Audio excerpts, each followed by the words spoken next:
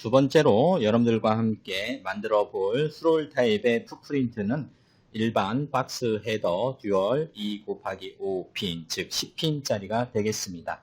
2.54mm의 핀 피치를 가지고 있습니다. 자, 그럼 먼저 데이터 시트를 빠르게 분석을 해 보도록 할까요? 10핀짜리로 되어 있습니다, 여러분. 10핀짜리로 되어 있기 때문에 테이블에 바로 10핀으로 되어 있는 이 디멘전을 확인해 주시면 되겠습니다. 먼저 핀 피치를 보도록 할까요?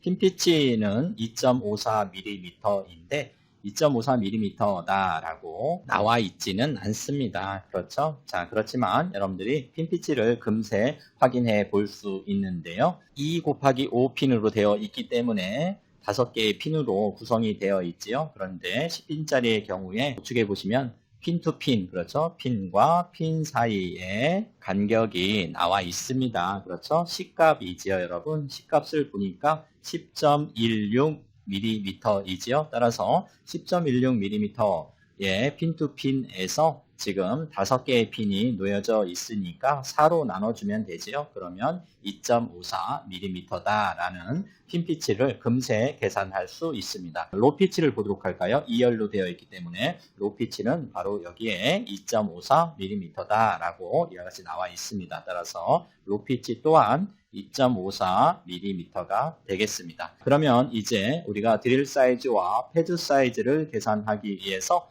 맥스 리드 다이어메타를 확인해 보도록 할까요?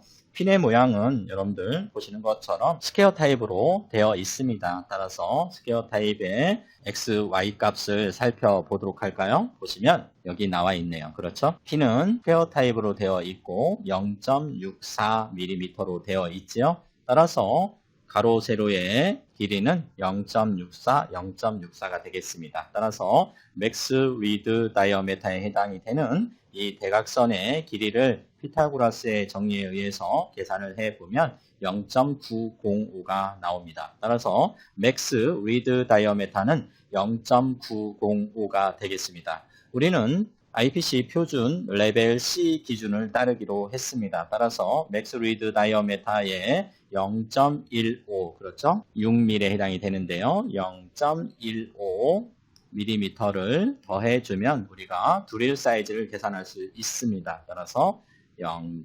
플러스 0.15를 더해줌으로써 1.055라고 하는 드릴 사이즈를 계산할 수 있습니다. 그리고 이 드릴 사이즈에 우리가 다시 미니멈 애뉴얼 링 사이즈 곱하기 2에 해당이 되는 0.05mm 곱하기 2, 0.1mm를 더해주고 그리고 레벨 C에 해당이 되는 최소 제작 허용량 0.4를 더해서 패드 사이즈를 계산합니다. 따라서 우리는 0.5를 더해주면 되겠죠. 따라서 1.555라고 하는 패드 사이즈를 계산할 수 있습니다. 자, 이것을 밀리미터 밀 변환기를 통해서 변환해 본 결과 드릴 사이즈는 41.53mm 나왔고요. 그리고 패드 사이즈는 61.22mm 나왔습니다. 따라서 우리는 월캐드에서 제공해주는 패드 중에 패드 65 서클 42D를 사용을 하도록 하겠습니다. 자, 이제 바디 사이즈와 좌표 값을 빠르게 확인을 해 보도록 할까요? 바디 사이즈를 보시면 이제 이 높이를 한번 보도록 할게요. 부품을 박스 헤더를 제가 세로로 이와 같이 놓았는데요. 자, 이것이 1번 핀이 되겠습니다. 그래서 몸체의 사이즈를 보니까 A죠? A입니다. A 값이지요. 자, 그래서 A 값은 20.30이죠. 따라서 이 높이는 20.30이고요. 그리고 가로의 너비 값은 바로 여기에 나와 있습니다. 그렇죠? 8.4. 그래서 8.4가 되겠습니다. 그리고 키홀의 높이는 얼마인가요? 키홀의 값은 여기에 나와 있습니다. 5mm지요. 따라서 5mm가 되겠습니다. 자, 그러면 20.30에서 5mm를 빼서 2로 나눠준 값은 7.65가 되겠죠. 자, 이와 같이 해서 우리는 몸체 사이즈를 빠르게 디멘전 정보를 취득을 했고요. 자, 이제 이 모양대로 몸체 사이즈대로 우리가 애드 라인을 통해서 실크 스크린 탑 등을 그리기 위해서 시작점에 대한 좌표점을 계산을 해 볼 거예요. 자, 바로 이 부분에 대한 좌표점이 되겠습니다. 여러분. 자, 그래서 이 지점에 대한 좌표점을 우리가 계산을 하는데 1번 핀을 기준으로 해서 여러분들이 빠르게 계산할 수 있습니다. 자, 1번 핀에서 바깥쪽으로 긴 쪽에 20.30에 해당이 되는 긴 쪽으로의 간격은 얼마가 될까요? 자, X축으로 얼마를 이동을 하고 Y축으로 다시 얼마를 이동해야지 우리가 좌표점을 계산할 수 있을까요? 보시면 되겠습니다. 이 빨간색 부분이 바로 이 부분이죠. 이 부분인데 이 부분은 어떻게 계산하나요? 8.4에서 2.54를 빼주고 나누기 2를 해주면 바로 우리가 이 값을 빠르게 계산할 수 있습니다. 그래서 이 값을 X라고 하면 X라고 하는 값은 8.4에서 2.54를 빼주면 된다. 그렇죠? 그리고 이 빼준 결과값을 뭘로? 2로 나눠주면 된다. 그렇죠? 그래서 2.93이 나왔습니다. 여러분. 자, 이해되셨습니까? 그리고 이제 Y값을 계산을 해볼까요? 자, 이 값을 Y라고 했을 때 Y값을 계산을 해봅니다. 이 Y값은 어떻게 계산합니까? A에서 C를 빼고 나누기 2를 하면 되죠? 따라서 Y값은 A값에서 C값을 빼고, 그렇죠? 이것을 2로 나눈 값이 되겠습니다. 따라서 A값은 20.3이 되고, 그리고 C값은 10.16이 되니까 이것을 빼고 2로 나눈 값은 얼마? 5.07이 될 것이다. 따라서 이 지점을 기준으로 해서 여러분들이 상대 좌표로 우리가 바디를 그릴 수 있죠. 그래서 어떻게 여기서 시작을 해서 먼저 X축으로 8.4 이동하고 그리고 Y축으로 마이너스 20.3 이동하고 X축으로 마이너스 쪽으로 X 마이너스 8.4 이동을 하고 그리고 Y축으로 7.65 이동하고 그리고 이 값은 우리가 1mm로 하겠습니다.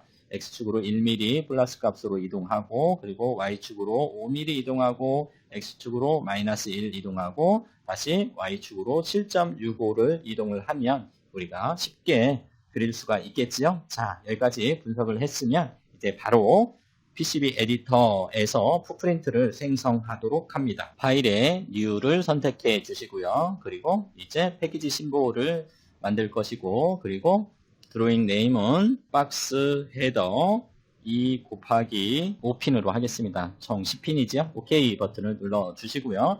자, 그리고 환경 설정을 하도록 합니다. 우리가 계속해서 풋프린트를 제작을 하고 있기 때문에 환경 설정은 최초에 해 놓았던 환경 설정이 그대로 유지가 되어 있을 텐데요. 확인은 해 보도록 할게요.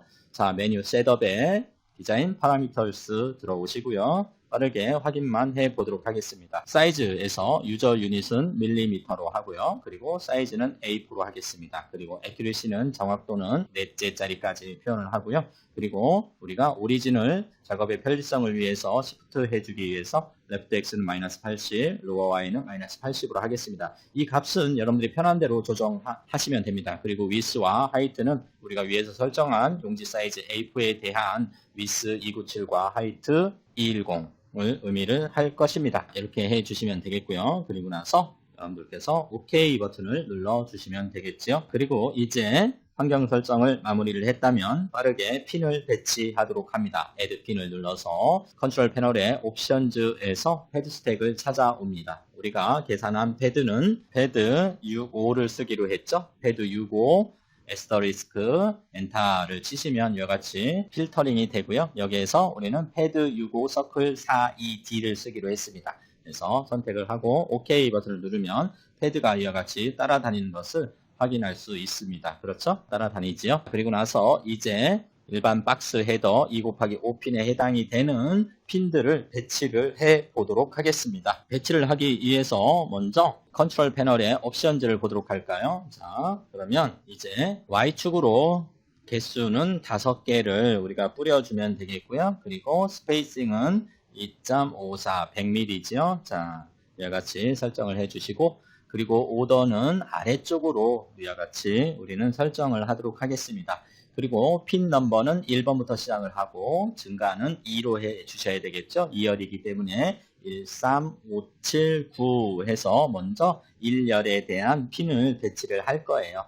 그리고 나서 Y축으로 5개, 그렇죠? Y축으로 5개, 스페이싱은 2.54mm, 그리고 핀 넘버는 1번부터 하나씩 증가해서 두 번째 P는 이제 3이 되겠죠. 좌표점 커맨드 창에 X 0,0을 입력을 하고 엔터를 치면 이와 같이 5개의 핀이 배치가 되었습니다. 자, 그러면 이제 다시 2열에 대한 5개의 핀도 배치를 하기 위해서 Y축으로 5개를 배치를 하고 스페이싱은 2.54 아래쪽으로 그리고 핀 넘버는 2번부터 2개씩 증가하도록 하고요. 자, 그리고 옵셋 X 값을 마이너스 1.27로 되어 있는데 이것을 플러스 1.27로 변경을 하고요. 커맨드 창에 X 한 칸 띄고 2.54 그렇죠. 로 피치가 2.54죠. 그리고 0 해서 엔터를 쳐서 마저 5개의 핀도 이와 같이 배치를 하도록 하겠습니다. 핀 배치가 정상적으로 됐다면 오른쪽 마우스 다운을 눌러주시면 되겠고요. 옵셋 값을 제가 마이너스 1.27이 아닌 플러스 1.27로 변경을 했기 때문에 2번 핀이 우측에 1.27 떨어진 곳에 이와 같이 2번이 써진 겁니다. 여러분 만약에 그것을 여러분들이 마이너스 1.27로 했다면 2번이 이렇게 써질 겁니다. 그러면 이 핀과 번호가 겹쳐서 잘 보이지 않겠지요. 따라서 제가 옵셋 값을 플러스 값으로 조정을 한 것이 되겠습니다. 이와 같이 해서 우리는 핀을 잘 배치를 했고요. 이제 실크 스크린 탑과 어셈블리 탑을 작성을 하시면 되겠지요.